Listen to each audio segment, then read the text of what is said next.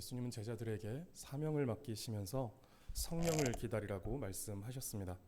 그런데 제자들은 그 말씀을 오해하여 이제 이스라엘을 회복하시는 때가 되었다라고 생각하여 주께서 이스라엘 나라를 회복하심이 이때니까 라고 묻습니다.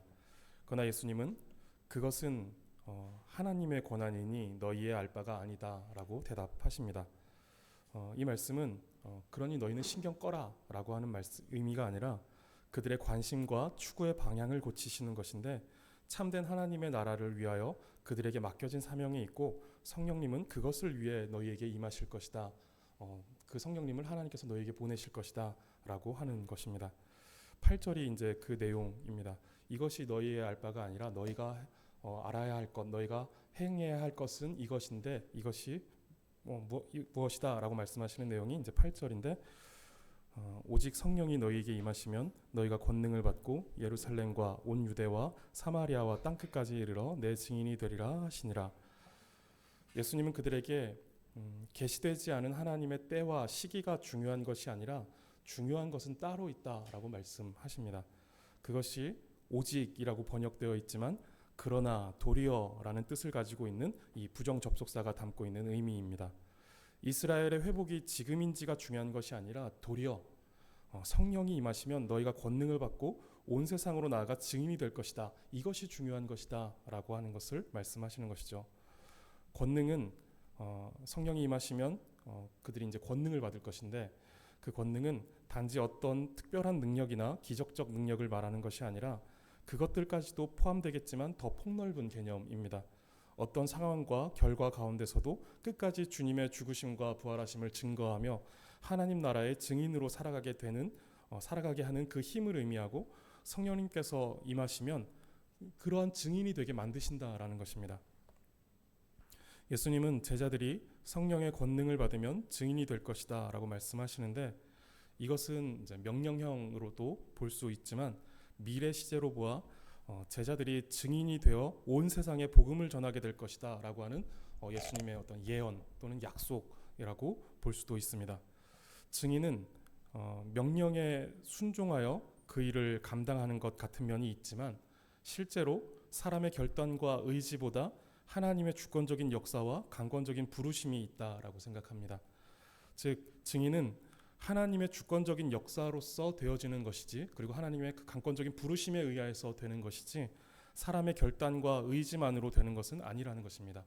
내가 증인이 되겠다, 내가 어느 나라에 가서 선교를 하겠다, 내가 어느 지역에 가서 복음을 전하겠다 라고 하는 나의 의지만으로 되어질 수 있는 부분이 아니라는 것입니다. 이것은 순종만으로 될 수 있는 것이 아니라 하나님의 주권적인 역사로서 되어지는 것이다 라는 것입니다.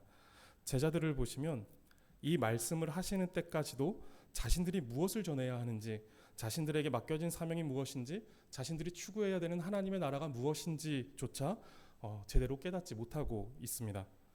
복음을 전하라 라고 하는 이 명령을 아무리 진지하게 마음에 받아도 순종할 지혜도 능력도 우리에게 없는 것입니다. 아직 버스도 제대로 못하는 어린아이에게 자 지금 바로 저 중국 상해에 가면 디즈니랜드가 있는데 거기로 가라 라고 하면 아이는 이제 좋아서 신나서 들뜨겠지만 그곳에 갈 방법도 모르고 그곳에 갈 능력도 없습니다. 증인이 되라는 것은 명령이지만 우리에게는 증인의 사명을 감당할 지혜도 능력도 없습니다. 증인이 되리라는 것은 그렇게 만들어 가시는 하나님의 주권적인 역사이며 또한 약속인 것입니다. 예수님의 말씀은 언제나 효력이 있습니다. 증인이 되리라 라고 하면 그는 증인이 되는 것입니다. 예수님께서 하신 말씀은 반드시 그렇게 된다는 것입니다. 여전히 아무것도 제대로 인지하지 못하는 제자들이지만 몇 날이 못되어 약속하신 성령의 세례를 받게 될 것이고, 그 성령이 임하시면 증인이 되리라는 예수님의 말씀은 완전한 효력이 있는 말씀입니다. 빛이 있으라 라고 하시니 빛이 있었던 것처럼 증인이 되리라 라고 말씀하셨으면 그들은 아무리 형편없는 어떤 상황 속에 있고 그런 어떤 인지 능력을 가지고 있다 할지라도 그들은 증인이 되는 것입니다. 예수님의 말씀에는 효력이 있기 때문에 그렇습니다. 마가복음 4장을 보시면 예수님이 제자들과 함께 배를 타고 바다를 건너시는 장면이 있습니다.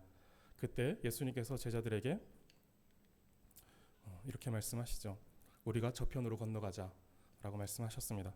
그런데 거세게 불어닥치는 큰 풍랑에 저편으로 가기 전에 다 죽게 될 것만 같은 위기를 맞게 됩니다. 제자들은 큰 풍랑 앞에서 난리가 났는데 예수님은 뱃머리에서 평안히 잠을 청하고 계십니다.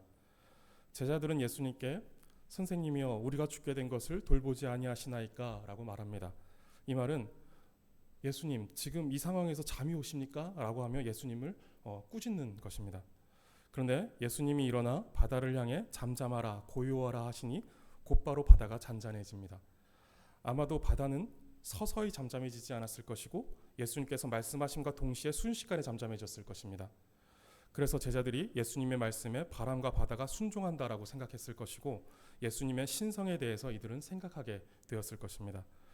그런데 여기서 우리가 먼저 생각해 볼 것은 바람과 바다가 예수님의 말씀에 순종한다라는 것도 우리는 생각해야 하지만 근데 예수님께서 저편으로 건너가자라고 말씀하셨다라는 것을 우리는 생각해 봐야 합니다. 예수님의 말씀은 효력이 있습니다. 반드시 말씀하신 대로 이루어집니다. 그럼 저편으로 건너가자라고 하셨다면 큰 풍랑이 아니라 쓰나미가 몰려오고 지구가 거꾸로 뒤집히고 반으로 쪼개져도 어떤 난리가 있어도 그 배는 반드시 예수님께서 말씀하신 바다 건너편으로 건너간다라는 것입니다. 이러한 믿음이 있었어야 하는 것이죠. 저편으로 건너가자라고 했을 때 거친 파도와 풍랑이 몰아닥친다 할지라도 그 배는 반드시 저편으로 건너가 있게 된다라는 것입니다. 예수님의 말씀에는 효력이 있기 때문에 그렇습니다. 제자들은 그 믿음을 배워야 했던 것이죠.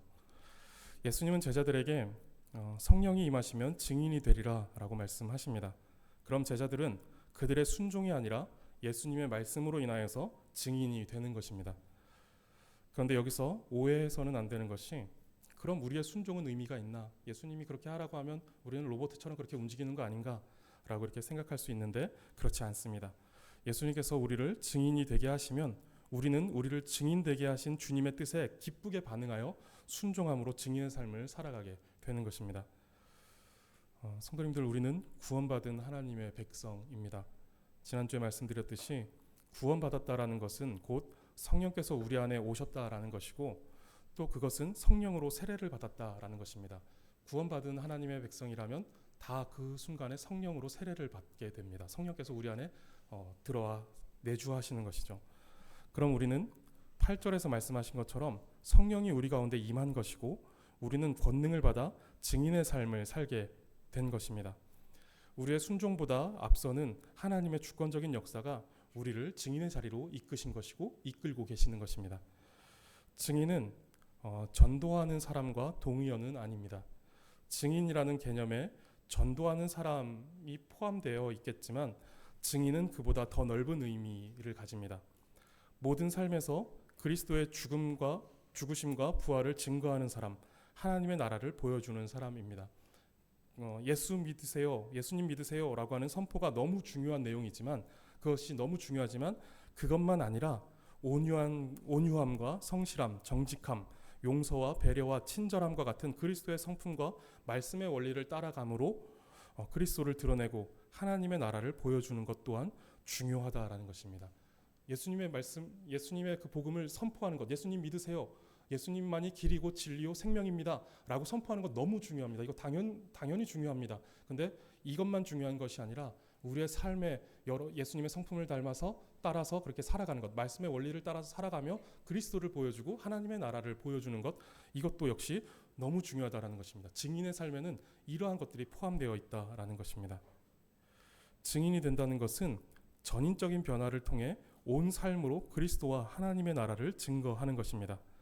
그렇다고 이 말씀을 꼭 전도하지 않아도 되는구나라는 말씀으로 합리화하지 마시기 바랍니다. 우리는 모든 삶에 있어서 증인된 삶을 살아야 하는 사명이 있다라는 것을 생각하시기 바랍니다. 9절을 보시면 이 말씀을 마치시고 라고 말씀합니다.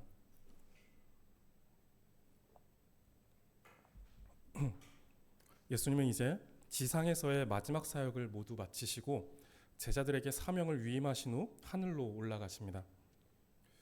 9절을 보시면 이 말씀을 마치시고 그들이 보는데 올려져 가시니 구름이 그를 가리어 보이지 않게 하더라. 예수님의 승천은 매우 신비한 사건입니다. 사람이 공중부양을 하더니 하늘로 올라가는 것이 일반적인 일은 아닙니다. 구절을 보시면 분명히 제자들이 보고 있습니다. 예수님께서 영으로 승천하신 것이 아니라 육신을 가지고 하늘로 올려져 가시는 것이고, 그래서 제자들이 그것을 똑똑히 보고 있는 것입니다. 마가복음을 볼 때 예수님께서 무리를 걸으시는 것을 보면서 인간에게 있어서는 있을 수 없는 일이지만 예수님은 창조주로서 자연의 질서에 지배를 받지 않으시고 도리어 그 질서 위에서 그 질서를 통제하시고 지배하신다라는 것을 이제 우리가 나눈 적이 있습니다. 마찬가지로 지금 하늘로 승천하시는 때에도 분명히 육신을 가지고 계셨지만 예수님의 육신은 하늘로 올려지셨습니다. 신비한 일이지만 만물과 만물의 질서를 말씀으로 창조하신 분이라는 사실, 그리고 그것을 지배하시고 통제하신다라는 사실을 생각할 때 이것은 신비한 일이지만 이상한 일은 아닙니다. 예수님은 하늘로 올려져 가심으로 신적 권위와 증거를 제자들에게 보여주셨습니다. 그리고 하늘로 올려지실 때 구름이 예수님을 가리면서 예수님은 더 이상 보이지 않으십니다. 복음서들이나 선지서들을 보면 예수님께서 재림하실 때 구름을 타고 오신다라는 표현을 합니다. 그래서 마치 이 구름을 손오공의 군두운처럼 이동수단으로 상상하게 되는데, 구름은 단순히 이동수단을 말하는 것이 아니라 성경에서 구름은 보통 하나님의 영광, 하나님의 임재를 나타낼 때 이 구름이 등장합니다. 모세가 하나님의 부름을 받아 시내산에 올라갔을 때에도 빽빽한 구름이 산 위에 있었고, 솔로몬이 성전을 완공하고 그것을 복원할 때에도 구름이 여호와의 성전에 가득하였다라고 말씀합니다. 하나님의 영광, 하나님의 임재를 상징할 때, 그것을 표현할 때 이 구름이 등장하는 것이죠. 예수님이 하늘로 올려져 가실 때도 구름이 예수님을 가렸다라고 하는데, 그것은 예수님께서 하나님의 영광, 하나님의 임재 가운데 들어가셨고, 사도행전의 저자인 누가는 그것을 이제 구름에 가려지셨다라고 말하는 것입니다. 물론 실제로 우리가 눈으로 보는 구름으로 가려졌을 것으로 볼 수 있습니다. 예수님은 실제적인 육신을 가지고 승천하셨고, 구름은 예수님께서 인간의 시선을 넘어 하나님의 영광 가운데 들어가시는 그 순간을 가리는 역할을 한 것입니다. 우리는 예수님의 부활이 꾸며낸 이야기가 아니라 실제 역사적 사건임을 믿듯이 승천 역시도 성경이 말씀하신 그대로 역사 속에서 있었던 실제적인 사건임을 믿어야 합니다. 누가는 이것이 역사적 사건임을 증명하기 위해 제자들이 보았다라고 지금 말하고 있습니다. 오늘 본문에서만 4번 이 보았다라는 표현이 사용됩니다. 그리고 승천하신 예수님은 그 이후 지금까지 단 한 번도 육체를 가지고 누군가에게 나타나지 않으셨습니다.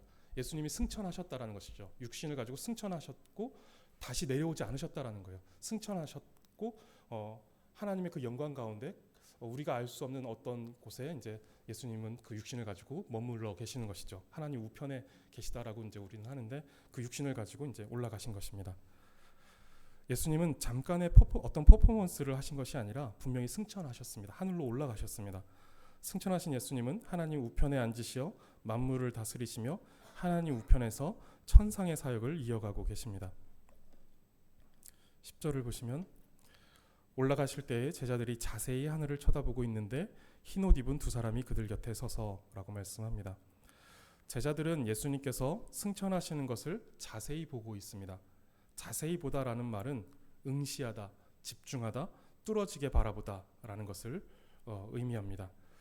그리고 미완료형으로 되어 있는데 계속해서 보고 있다라는 것입니다. 계속해서 보고 있는 것이죠. 계속해서 집중해서 그 하늘을 보고 있는 것입니다. 예수님께서 승천하신 그 하늘을 구름으로 가려져 버린, 그리고 예수님이 더 이상 보이지 않게 된 그 하늘을 제자들이 계속 보고 있는 것입니다. 제자들은 이 일을 그저 단순한 호기심으로만 쳐다보고 있지는 않았을 것 같습니다. 제자들은 이미 예수님의 신적인 상태를 여러 번 경험했습니다. 아까 말씀드렸던 어떤 폭풍우를 잠잠케 하신다든가 아니면 무리를 걷는다든가 하는 일들을 제자들이 여러 번 경험했죠. 그리고 변화산 위에서도 이제 예수님께서 그 예수님의 변화되시는 그 모습도 제자들은 보았습니다. 그리고 결정적으로 부활하신 예수님을 보았고 만져도 보았습니다. 이들은 지금 예수님께서 하나님의 아들이심을 믿고 그 믿음 가운데 하늘로 올라가시는 예수님을 보고 있는 것입니다. 그리고 구름이 예수님을 가리면서 사라지신 것을 보며 하나님의 영광과 임재에 압도되었을 것으로 보입니다. 그래서 그들은 눈을 떼지 못하고 계속해서 하늘을 자세히 쳐다보고 있는 것입니다. 그들이 그 하늘의 영광과 임재의 마음을 빼앗겨 하늘을 쳐다보고 있을 때 그들 곁에 흰옷 입은 두 사람이 다가옵니다. 이 두 사람은 천사를 가리키죠. 그들이 11절에서 이렇게 말합니다. 이르되 갈릴리 사람들아 어찌하여 서서 하늘을 쳐다보느냐 너희 가운데서 하늘로 올려지신 이 예수는 하늘로 가심을 본 그대로 오시리라 하였느니라. 이 두 천사는 제자들에게 어찌하여 하늘을 쳐다보느냐라고 이렇게 말씀합니다.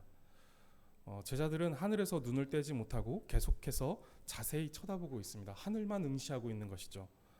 그렇게 하늘에서 눈을 떼지 못하고 있는 제자들에게 천사들이 언제까지 예수님이 올라가신 하늘만 보고 있을 것이냐라고 말하는 것입니다. 예수님은 이제 하늘로 올라가셔서 하나님 우편에 앉아 천상의 사역을 시작하실 것이고 모든 것이 끝나는 날 너희가 본 그대로 세상에 다시 오실 것인데 너희는 그때까지 하늘만 보고 있을 것이냐라고 하는 뉘앙스의 말씀인 것입니다. 즉 지금 두 천사는 제자들의 어떤 시선을 교정해 주고자 하는 것입니다. 하늘만 보고 있는 제자들에게 너희가 지금 하늘만 보고 있을 때가 아니다. 너희에게 맡겨진 사명이 있다라는 것을 보여주시는 것이죠. 이전에 예수님께서 베드로와 야고보와 요한을 데리고 변화산에 올라가셨을 때 세 명의 제자가 예수님께서 영광스럽게 변화되신 것과 또 그 자리에 모세와 엘리야가 나타난 것을 본 적이 있습니다. 그때 이 세 명의 제자들은 우리가 여기 있는 것이 좋사오니 우리가 초막 셋을 짓되 하나는 주를 위하여 하나는 모세를 위하여 하나는 엘리야를 위하여 짓겠습니다 라고 말한 적이 있습니다. 그 영광에 취해서 그곳에 머물겠다라고 말하고 있는 것이죠. 그 영광 가운데 내가 가만히 머물겠습니다 라고 말하는 것이죠. 지금도 이제 제자들은 영광 가운데 하늘로 올라가신 것을 보고 그 영광에 취해 그 하늘을 보면서 눈을 떼지 못하고 그 하늘을 주시하고 있었던 것입니다. 쳐다보고 있었던 것입니다. 그런 제자들의 시선에 대해 천사들은 하늘을 그만 쳐다보라 라고 말해주고 있는 것입니다. 성경은 일반적으로 우리에게 하늘을 보라 라고 말씀합니다. 스데반은 돌에 맞아 죽게 되었을 때 성령이 충만하여 하늘을 우러러 주목하였습니다. 그리고 골로새서 3장 1절을 보시면 그러므로 너희가 그리스도와 함께 다시 살리심을 받았으면 위의 것을 찾으라 위의 것을 바라보라는 것이죠. 거기는 그리스도께서 하나님 우편에 앉아 계시느니라. 그리스도께서 하나님 우편에 앉아 계신 곳을 바라보라라고 하는 것입니다. 그리고 히브리서 12장 2절도 보시면 믿음의 주요 온전하게 하시는 이인 예수를 바라보자.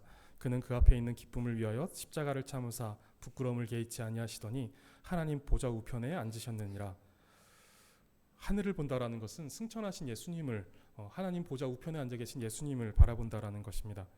이것은 이 땅을 살아가는 우리가 눈을 들어 우리의 도움이시며 삶의 이유와 목적이 되시는 그리스도를 바라보아야 한다라는 것을 말합니다. 이런 의미에서 우리는 항상 그리고 늘 하늘을 바라봐야 합니다. 우리는 하늘을 바라보며 살아가는 사람이어야 하는 것이죠. 그런데 천사들은 어찌하여 하늘을 바라보냐라고 이렇게 말하고 있습니다. 어떤 의미에서 이렇게 말하고 있는 것일까요? 우리의 시선은 언제나 하늘을 향해야 하는 것이 맞습니다. 그런데 하나님은 이 땅에 우리의 사명을 두셨습니다. 그래서 우리는 하늘을 바라보며 살아가지만 이 땅에 사명이 있음을 기억해야 합니다. 바울은 빌립보서 1장 23절과 24절에서 이런 말씀을 합니다. 내가 그 둘 사이에 끼었으니 차라리 세상을 떠나서 그리스도와 함께 있는 것이 훨씬 좋은 일이라 그렇게 하고 싶으나 내가 죽어서 하늘에 올라가고 싶다라는 것이죠. 그만큼 하늘을 내가 사모하고 있다라고 이렇게 말하는 것입니다. 그러나 내가 육신으로 있는 것이 너희를 위하여 더 유익하니라. 내가 이 땅에 있어서 내가 너희와 함께 있으면 해야 할 사명이 있다라는 것이죠. 이것을 말하는 것입니다. 자신의 마음은 세상을 떠나서 그리스도와 함께 있고 싶지만 육신으로 있는 것이 너희를 위하여 유익하다라고 말합니다. 하늘을 바라고 하늘을 소망하지만 이 땅에서 자신에게 맡겨진 사명을 생각하고 있는 것이죠. 우리 신앙은 균형이 필요합니다. 하늘을 소망하지만 땅의 사명을 기억해야 하는 것입니다. 하늘을 소망한다는 것만으로 우리의 신앙을 다 말할 수는 없습니다.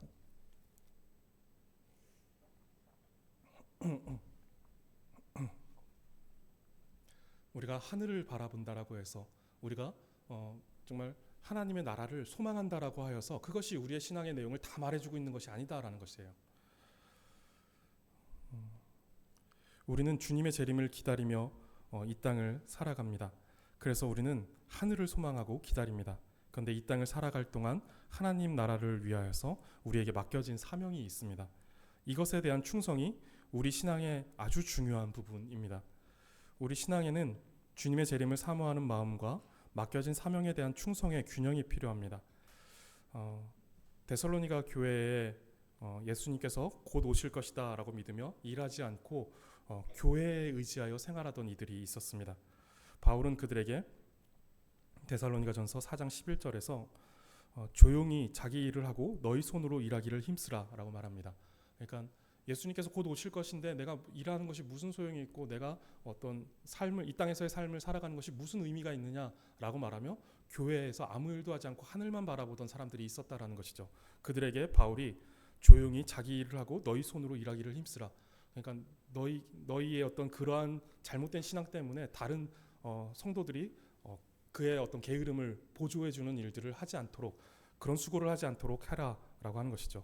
데살로니가 후서 3장 10절에서도 누구든지 일하기 싫어하거든 먹지도 말게 하라라고 강하게 권면하기도 합니다.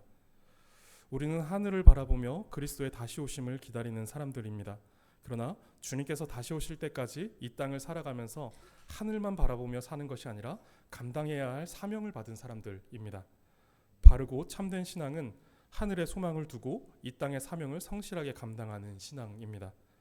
야고보 기자는 우리의 경건을 이렇게 설명합니다.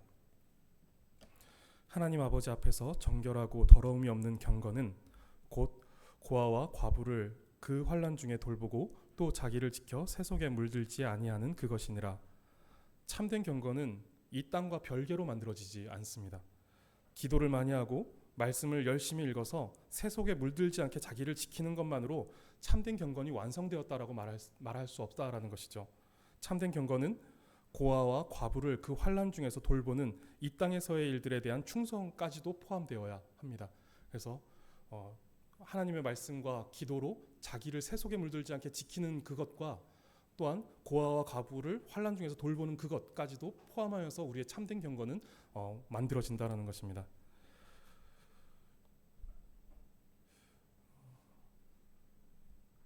이사야서 1장에서는 그러한 이 땅에서의 일들을 배제시킨 채 그저 자기를 지켜 세속에 물들지 않게 하는 그것만 경건이다라고 생각하여 그러한 삶을 살아가는 이들에 대하여서 이사야서 1장은 헛되다라고 말하고 있고 또 가증하다라고 이렇게 말씀하십니다.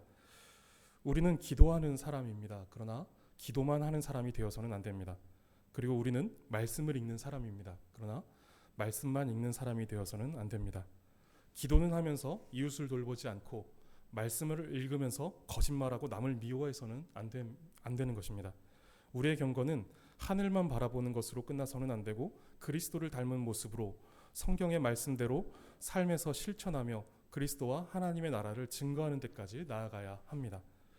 우리가 주기도문으로 기도할 때 이런 내용의 기도를 합니다. 뜻이 하늘에서 이루어진 것 같이 땅에서도 이루어지이다. 하늘의 뜻이 이 땅에서도 이루어지게 하는 것이 우리의 사명입니다. 하늘에 있는 하나님의 뜻, 하나님의 나라의 원리, 하나님의 의지, 이것이 이 땅 가운데서 이루어지게 하는 것이 우리의 사명이다라는 것입니다. 그래서 이제 우리는 그것을 위해서 예수님은 그렇게 기도하라고 가르치신 것이고 또 우리는 그렇게 기도하고 또 그러한 삶을 그러한 기도가 또 우리의 현실 속에서 나타나도록 순종하며 살아가는 것이죠. 우리는 그렇게 하늘과 땅을 잇는 사명을 가진 사람들입니다. 하늘의 뜻을 이 땅에 연결시키는 하늘의 뜻이 이 땅에 이루어지게 하는 그 일들을 하는 사람들입니다. 그것이 이제 우리의 기도이고 우리의 삶의 내용이 되어야 하는 것입니다. 예배하고 돌아가 아내와 자녀들을 폭행하고 포관하는 남편들이 있다라고 하죠. 교회에서는 신실하고 거룩한 집사님인데 집에 돌아가면 폭군이 되어버리는 그런 사람은 하늘과 땅을 잇는 것이 아니라 하늘과 땅을 끊어버리는 사람이죠. 하늘의 뜻이 무엇인지 우리가 예배 속에서 또 교회 안에서의 생활 속에서 보여주면서도 집에 가서는 그러한 삶을 살지 않는 것, 끊어버리는 삶, 하늘과 땅을 끊어버리는 삶, 그 아내와 그 자녀에게 있어서 그의 이중적인 삶은 그것을 끊어버리는 삶이지 그것을 이어주는 삶으로 보여지지 않는다라는 것입니다. 우리의 사명은 이런 것이 아니라는 것이죠. 하늘의 뜻을 보고 그것을 그 영광 가운데 살아가는 사람이다라고 한다면 그 삶에 있어서도 하늘의 뜻이 이 땅에서도 이루어지는 것을 보여줄 수 있는 사람이어야 한다는 것입니다. 우리 교회는 주중에 너무 많은 모임을 갖는다든가 교회 일을 너무 많이 하면서 많은 시간을 교회에서 보내는 것을 피하려고 합니다. 이 땅에서 우리의 사명, 일상에서의 책임을 중요하게 생각하기 때문입니다. 예배를 통해 하늘의 영광을 보았다면 다시 일상으로 돌아가 이 땅의 사명을 감당하는 것이 성도의 책임입니다. 교회는 그 일들을 해야 하는 것이죠. 오늘도 저희 교회 주보에 보면 광고 내용이 없습니다. 크게 할 일이 없어 보이는 이 주보의 광고란이 우리 교회의 방향성을 보여주는 한 면이 되면 좋겠습니다. 물론 지난번에 이제 우리가 여름성경학교와 같이 꼭 해야 할 일들은 시간을 내어서 우리는 해야 합니다.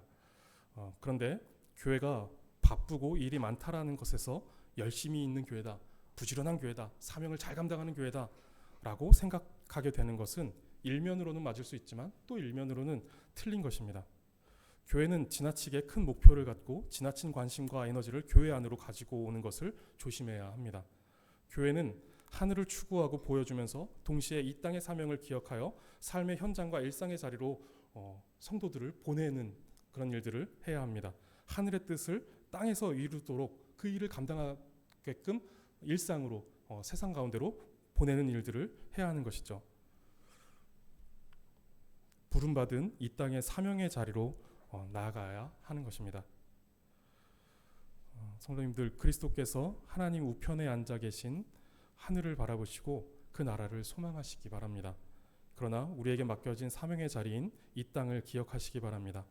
그리고 하늘의 뜻이 이 땅에 이루어지도록 하는 이 사명을 잘 감당하시기를 바랍니다.